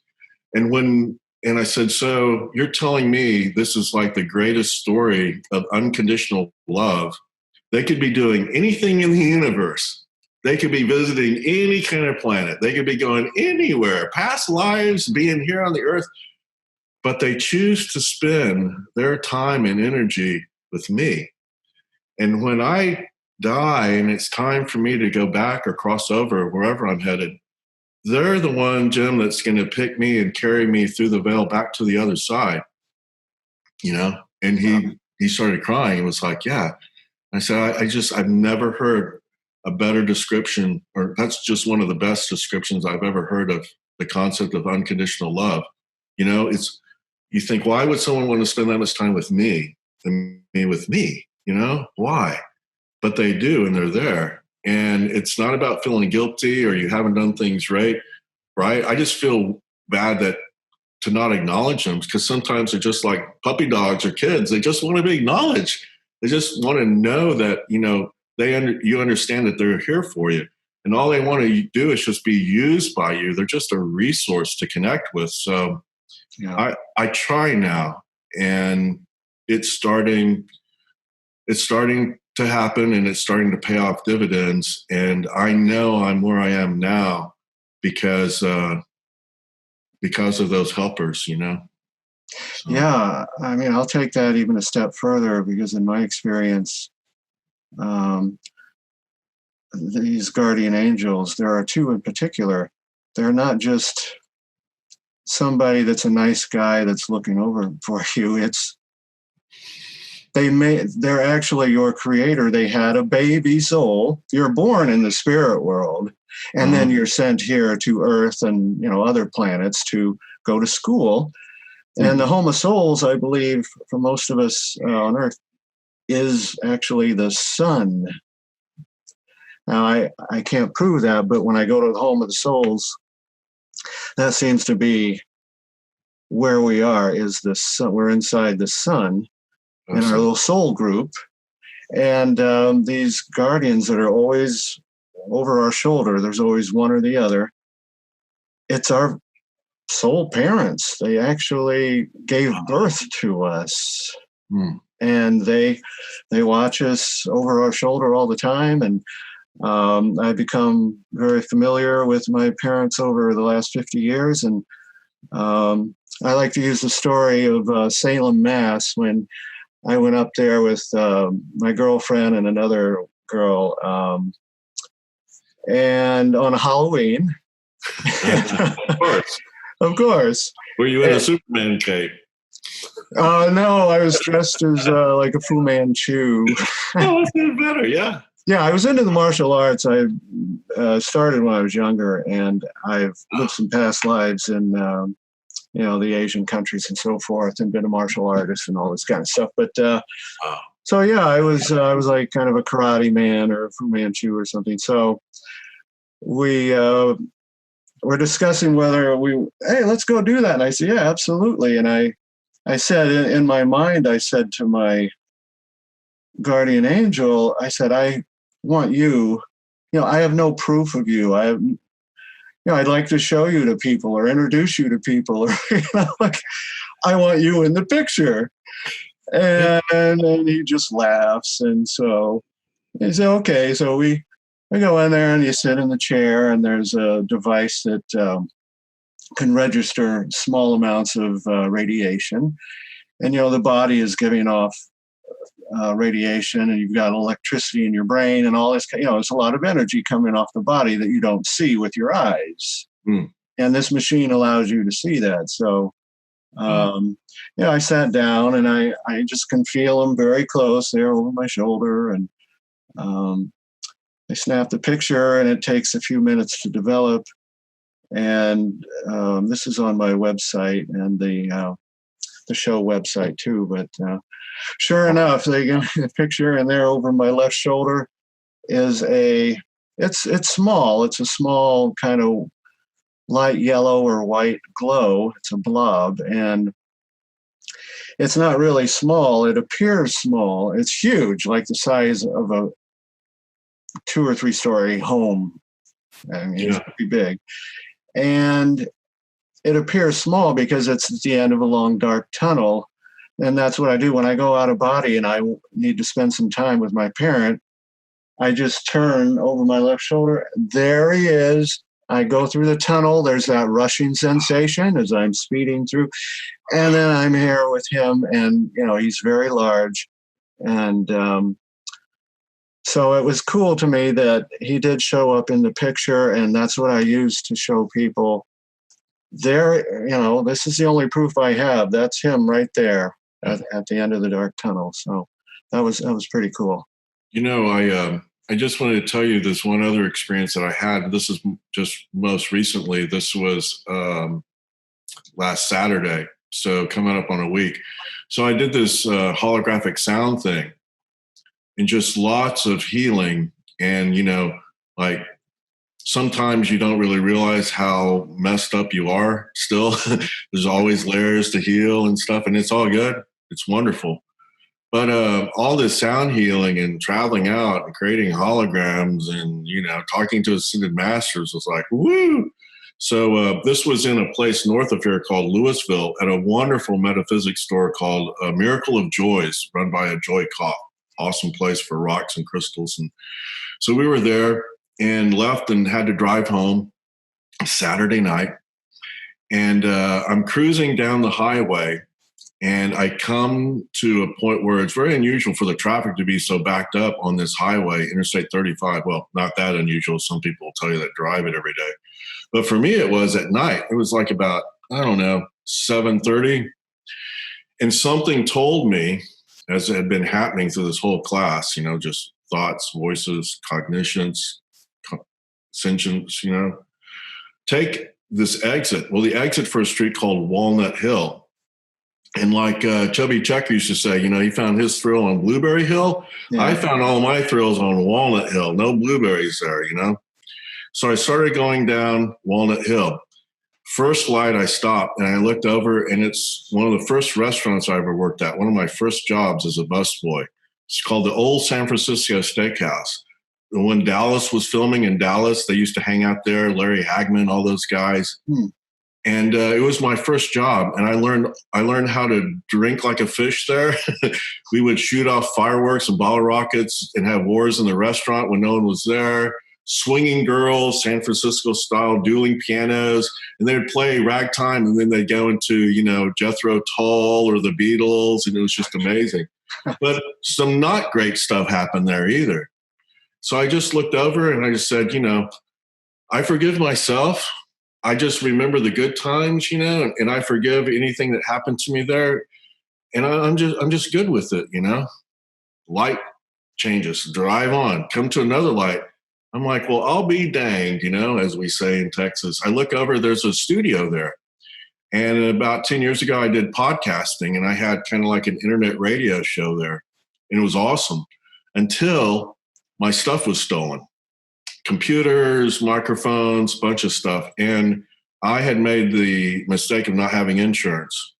So I never recovered any of the stuff, and just lifetime worth of stuff gone.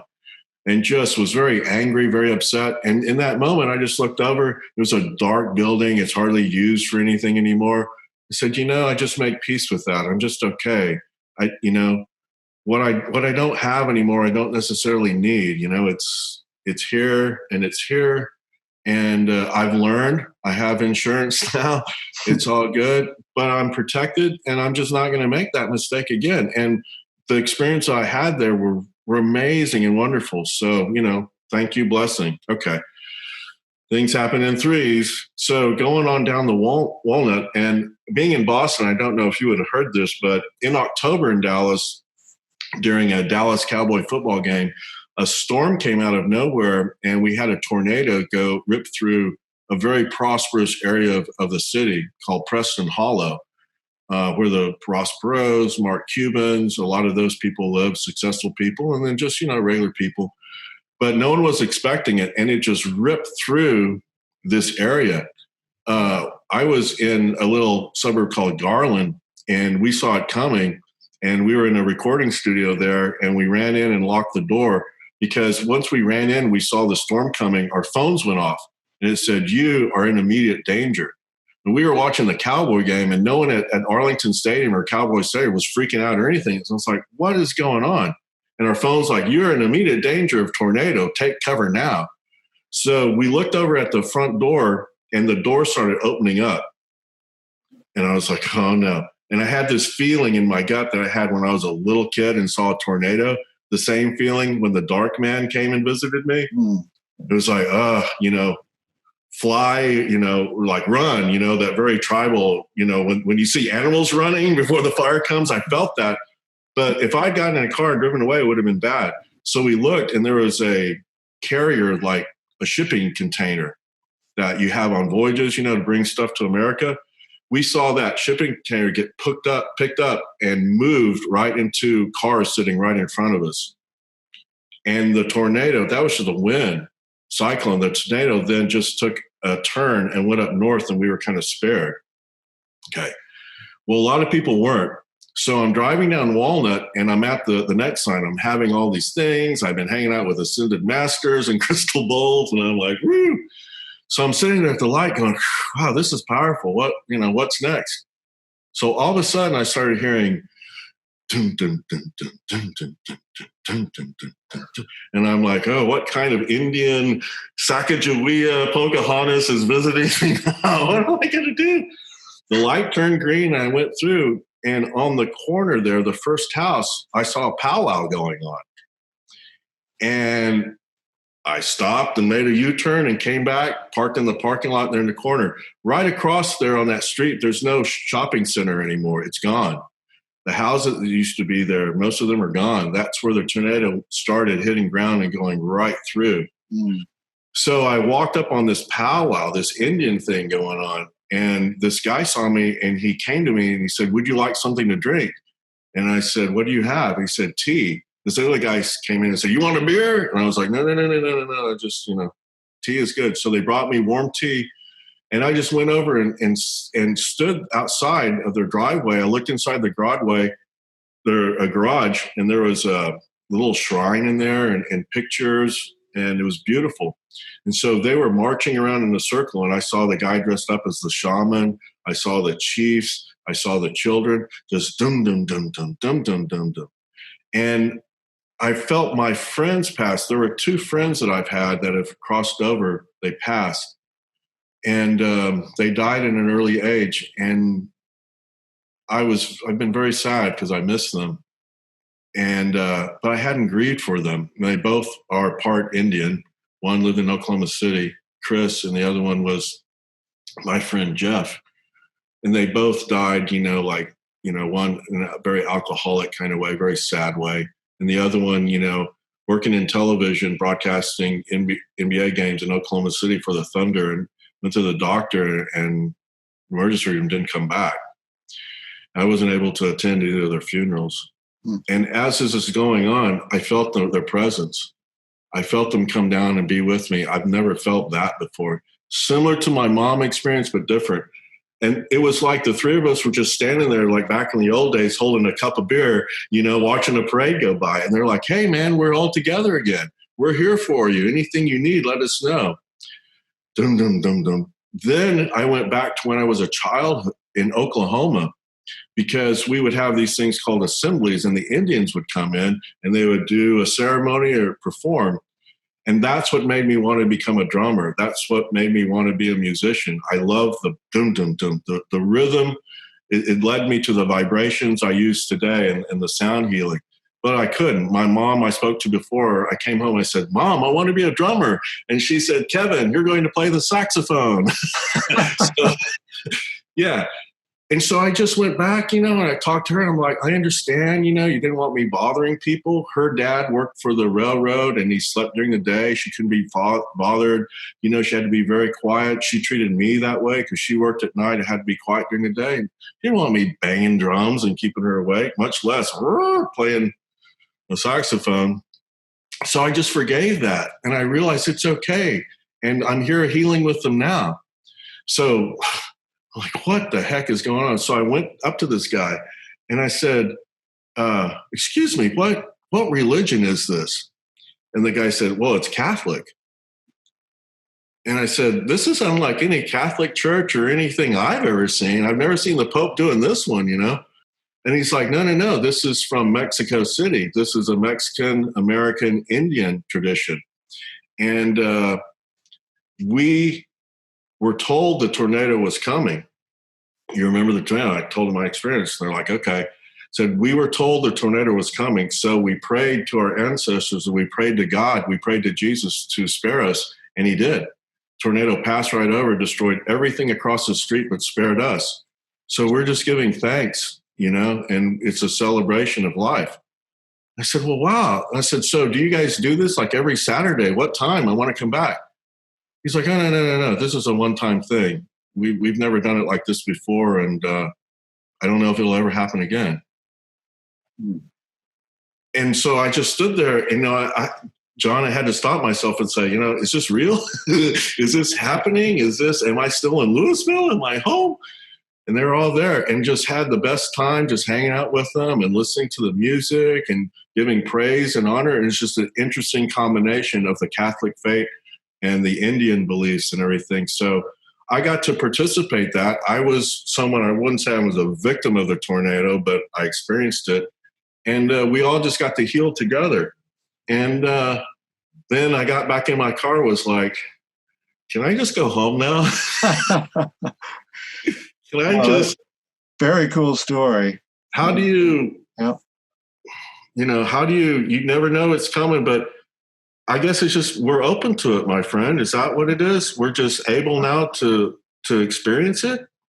Yes, and the more people we make aware of that, the better, because they'll be open to it. And I think that is the key, is just being open to it. And I'll say to people, when you're down and the trials of life have gotten the best of you, and just listen for your guide, because they are talking to you. You might be too busy to hear them, but just listen, and you will get these insights. And no, turn left here, not right, turn left. You go, oh, okay. That's what it is. Absolutely. Yeah. Fascinating stuff, my friend. We're just so blessed and fortunate.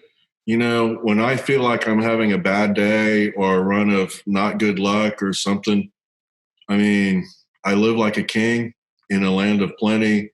There's so much opportunity, and now being open to all these things that I never believed in before, I never accepted. I would ridicule, make fun of people. The whole spectrum. And then it happened to me. It's like Saul to Paul. I've seen the light, and it was taken away. The blindness. Yes. I just try to stay open, and I just say, I'm ready for all this. It's great. Just gentle, easy, and for everyone's benefit. That'd be no more 2x4s. I'm done with that. I'll listen. I hear you. And, I respect you, respect you. I don't praise. I don't worship. It's not about that. It's just, accepting. It's just like, what I feel we do with our advertising and keywording and things like that is that there's someone out there getting on the internet and they're reaching out with their hand, and they're asking for help. And the advertising, the website, the keywords, whatever marketing we use is us reaching out with our hands to that person with our unconditional love, our heart energy. And somewhere in that space and time, that happens. Or just like the Michelangelo, the God and man. And we connect and we pull them in for a second. And we say, this is what we have to offer. Is that what you're looking for? And yes or no or whatever, or maybe next week, or maybe next year, or in my experience, a lot of time, 10 years, 20 years, late bloomer, and that's okay. But I feel like the same thing. Finally, after all this time, these beautiful souls have just been extending their hand out to me for so long and keeping it there, never putting it down, never turning away, knowing that someday I would turn around and out of some kind of sense of love for me, it's very difficult to then just reach back out and take that hand and say, okay, I'm humble. I need help. Can't do it all myself. I don't know what I'm doing. I don't know who you are. I don't understand it. It's not even in my belief system. It's Kierkegaard. Faith is absurd, Yeah, completely. And sometimes you can't always have an experience. It doesn't always happen to where you can understand it better. It's just Indiana Jones, is taking a step out and his feet come down and there's a path there that he never saw before, and you're part of that for me. It's just an honor and just a huge blessing to just connect with people and to be able to talk about this stuff. And we're not being ridiculed. We're not being put to jail. We're not being punished. That happened. Been there, done that. We've entrapped people. We've put them in jails. We've done, everything. But right here, right now, in this moment, there's no future. There's no past. There's just here right now, and we're safe and whole, complete. And, what a beautiful way to share. And I'm learning so much from you. It's fascinating, my friend. You have so much to share. It's beautiful. Well, I had mentioned I was in a car accident about 2 years ago, and turned out to I had a lot of pain, and I was in a bad way. So, and I haven't been out of body. You asked me about that since then, because coming back to a pained body is very difficult. It's the worst. So I haven't been out in a while, and I've been asking my guide, why is this happening? And true to my sort of Superman modality, yes, I was called upon to help out. Again, sometimes I'm not out of my body. It might be doing something in my physical body. In this case, I was driving down the road, and I was on my way home, just about a mile from my home. I live by a lake. And there's a place on the road where the lake comes right up to the road on both sides. And there's a culvert under the road where the water passes. But the ducks were gathered at the side of the road, and they wanted to cross, and they were waiting. So I stopped. And the ducks, they go, there's a whole bunch of them. So it takes a few minutes. And I can see behind me, there's a car coming down the road.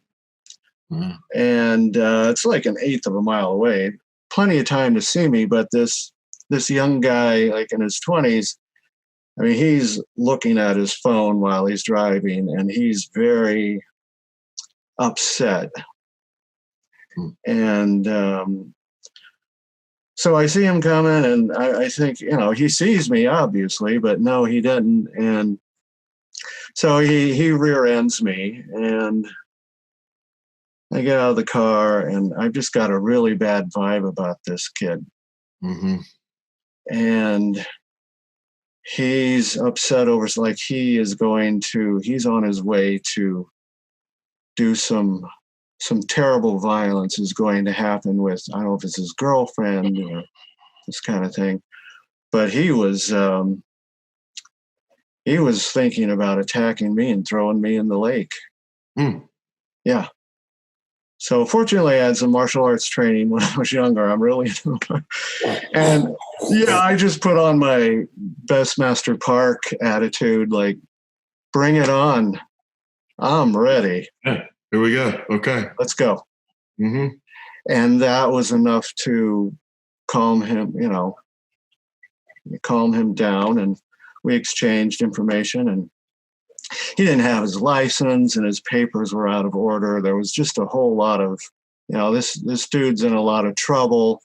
He's like a troubled guy. And he's unconscious. Yes. A little unconscious. He's very unconscious. Mm-hmm. Yeah. So him hitting you kind of stopped him from whatever else he was going to do, right? Yeah, I was thinking I went through this just to save some ducks. But it was to save this guy. And whoever it was he was going to, I think his girlfriend, something violent and bad was about to happen if I did not intervene. Wow, John. Wow. Yeah. Do you think all the little ducks got together and said, okay, here he comes, start walking across the road so he can save someone? Well, I think my guide sort of, they kind of set this up, and they helped, and my guide had stepped in. Absolutely. Yeah. So, that's just the sacrifice. That's being the martyr. And it's just, sometimes that happens and you just leap and you just jump and do it. Because it's not so much, it is a training in this life, right? But don't you think you've kind of Bruce Lee'd it before in other lives and been a warrior and been a man of action? And there have been times when you couldn't take accident and, you felt bad or guilty for what didn't happen or what you could have done. And yeah. Wow, man. Yeah. Well, I think the healing will be okay. I mean, I think it just takes time, but I can understand not being so many people nowadays with the opiate epidemic, they don't want to be in their bodies anymore. They're ready to leave. They're ready to go. And yeah, I kind of get that. I understand. It's sad. Yeah, I could feel that because I just found myself in that place where the pain was so bad. There's no quality of life. All there is pain, and there's nothing to live for. Your will to live just dwindles. Yeah. And then, as I told you, I met this new chiropractor who was able to got my shoulder blade to pop. And once he did that, all the pain just went right down. So, I'm healing pretty well, and I have some insight as to why all that happened. So it's all good. Okay. Yeah. Yeah, you seem very peaceful and very at peace at it. And just, there would be some folks, not to compare, but they just wouldn't be able to do that. That's a little bit of grace there. It's a whole lot of grace. Yeah, when you get to see that bigger picture, it's just such a different perspective than we have here on Earth. And, Yeah, and, some folks I meet, they want to stay up in the heavenly realms. I mean, who wouldn't? They want to channel. They want to talk about all these beautiful things and the ascended masters and everything. But then it's like, oh, yeah, I got to go to work. Oh, yeah, I got to feed the cat. Oh, yeah, I have to go to the restroom. I'm going to be mindful about using the restroom, right? What? No, they don't want to come down. A lot of the clients I see, they just haven't ever grounded. I tell them, do you remember back in the day when we would go to school or college or move into a new house, the first thing we did was set up the stereo. And you had to ground the stereo because if you didn't ground it, the signal would have static and distortion in it. So you wanted to set up the stereo to hear me, and you put a ground on that thing.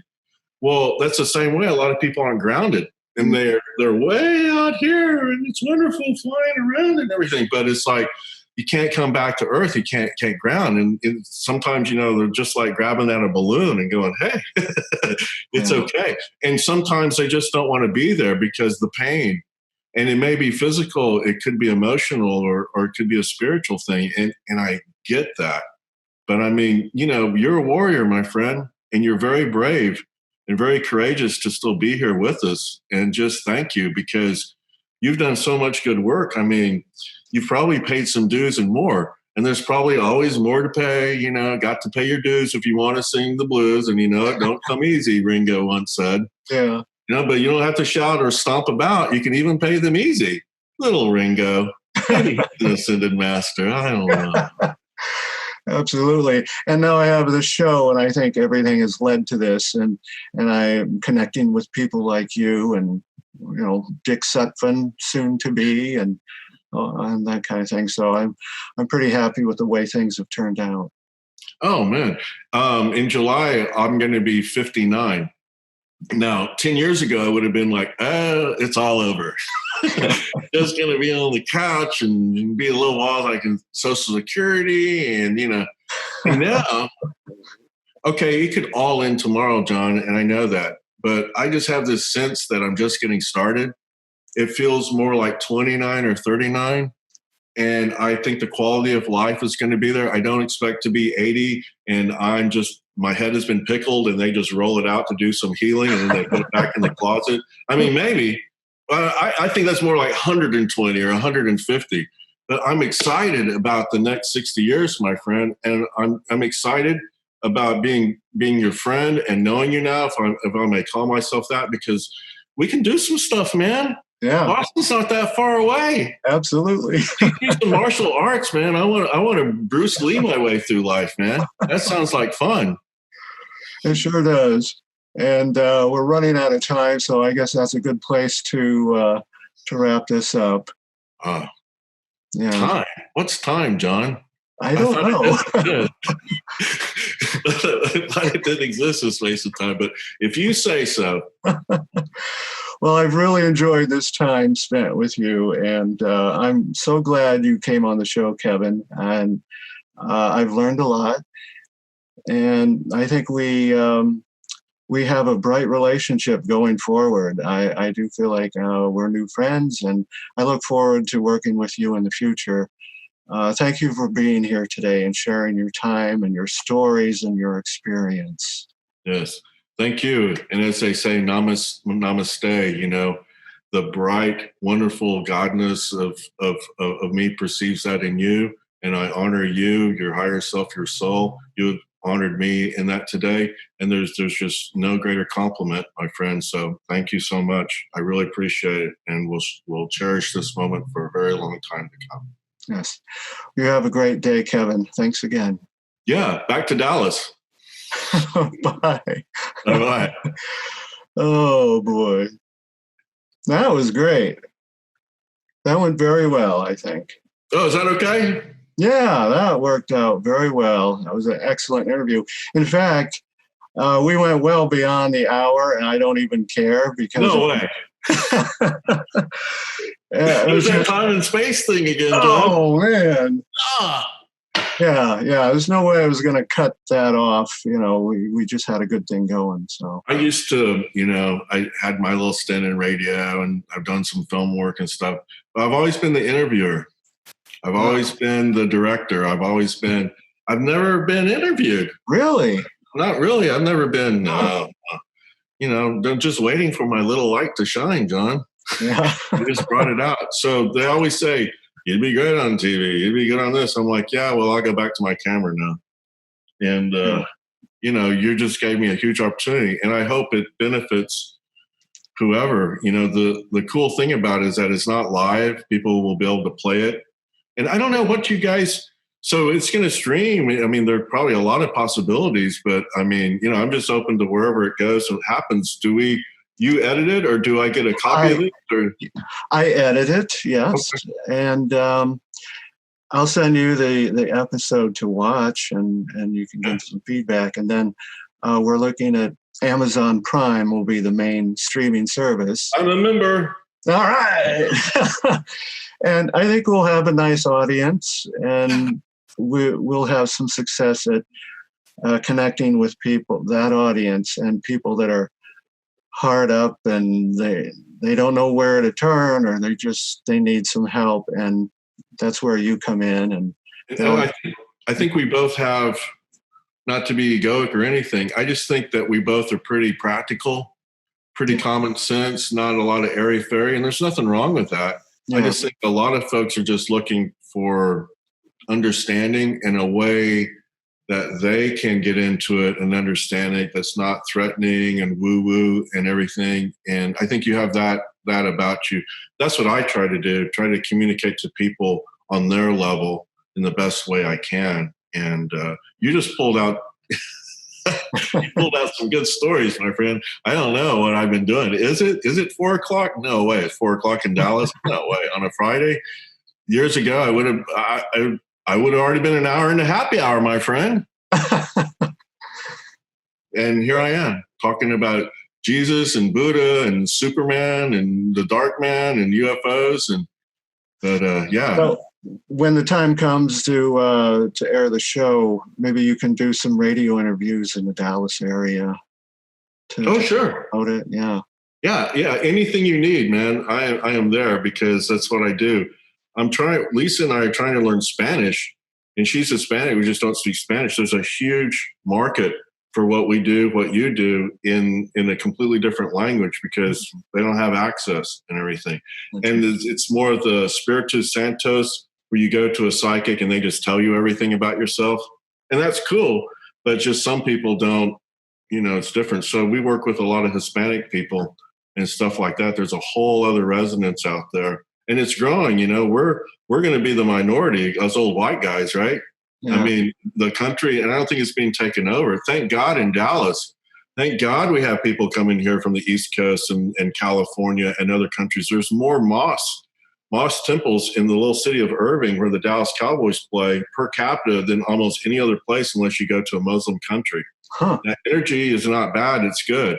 There's a history of Judaism here. There's just all kinds of thoughts and beliefs. I'm training a person in a Reiki class who is taking it back to Sri Lanka because they have the concept of prana there, but they don't have the energy healing. So she wants to go back to her home country. I mean, that's not just an honor. I feel a huge responsibility and pressure to do them right, Oh. So, I mean, I'm like, so do I get to go to Sri Lanka? And what do they eat there? Yeah.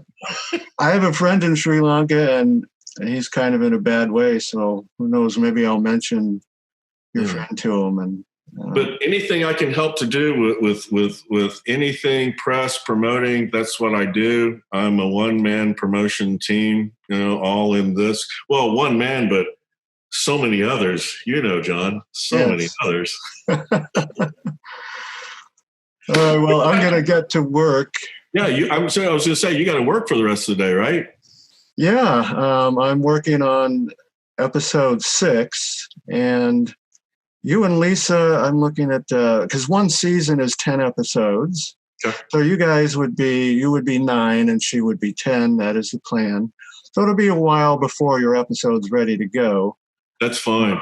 Yeah, like I said, we're going through this whole rebranding thing where we have another company that does chair massage at work, and it's changing to Zen at work or Zen chair massage, and the energy healing is Zen energy healing. So that will change within the next 6 weeks, and it's a little bit easier. I'm a keyword guy, I'm a Google guy, and advertising and all that, and it's time to rebrand it because of other stuff that we have. It's easier to remember. So that's perfect. That's works awesome. Out. If it's not around for a while, so there's no rush. I'll be here. Oh, that's cool. And then Lisa, she's been working in the other office, managing the business while I'm out here doing stuff. So we'll switch places next week and then we'll let her go and see whatever she's going to talk about. Yeah. Cool. Just thank you. Good luck with work. And hey, sometime down the road, if the pain doesn't get better or something, I know you have shaman and amazing things around you. If you ever need anything, just let me know. I mean, you're doing this for you. There's time and expense. Your time is valuable. I would love to just help you out if you ever wanted a session, because a lot of stuff I do is remote. It's distance. Well, you know, time and space. So if you ever feel led to do that, just let me know, man. Thanks. And I'll put on my buffalo hat and my cape, and I'll go running around and chant with the Indians. And unfortunately, it's not that much fun. It's just, and you're done. So just let me know, okay? I will do that. Thank you so much. Have a beautiful day. I'll let you get to work. You too, man. Thanks a lot. How do I turn this thing off? Okay, here we go. Take care, brother. You too. See ya. Bye-bye.